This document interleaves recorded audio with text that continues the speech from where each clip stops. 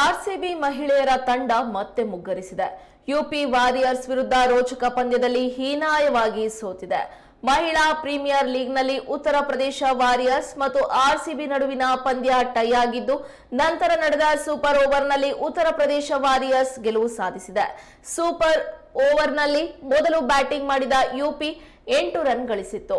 ನಂತರ ಬ್ಯಾಟಿಂಗ್ ಮಾಡಿದ RCB 4 run ಗಳಿಸಲಷ್ಟೇ ಸಾಧ್ಯವಾಯಿತು.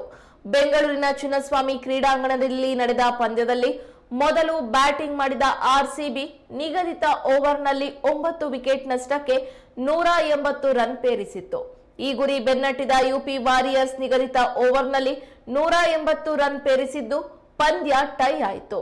ರಿಚಾ ಘೋಷ್ ಮತ್ತು ಸ್ಮೃತಿ ಮಂದಾಣ ಅವರು ಸೂಪರ್ ಓವರ್ನಲ್ಲಿ ಬ್ಯಾಟ್ ಮಾಡಲು ಬಂದಿದ್ದು ಅಭಿಮಾನಿಗಳಿಗೆ ನಿರಾಸೆಯಾಗುವಂತೆ ಮಾಡಿದೆ. ಫಾರ್ಮ್ನಲ್ಲಿ ಇರುವ ಎಲ್ಲಿಸ್ ಪೆರಿಯನ್ನ ಯಾಕೆ ಕಳಿಸಲಿಲ್ಲ ಅನ್ನೋ ಪ್ರಶ್ನೆಯನ್ನ ನೆಟ್ಟಿಗರು ಎತ್ತಿದ್ದಾರೆ.